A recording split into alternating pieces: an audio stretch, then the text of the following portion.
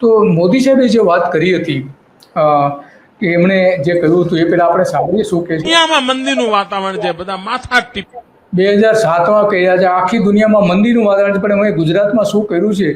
ખરેખર તો મનમોહન સિંહના કારણે આખા દેશમાં એની અસર થઈ હતી. મનમોહન સિંહની જે નીતિઓ હતી એના કારણે રોજગારી વધી છે કે મરી ગયા, બધું બંધ થઈ ગયું. હવે તમે મને કહો, દુનિયાના કારખાના બંધ થઈ રહ્યા છે, આપણે રડતા બેસવાનું ભાઈ?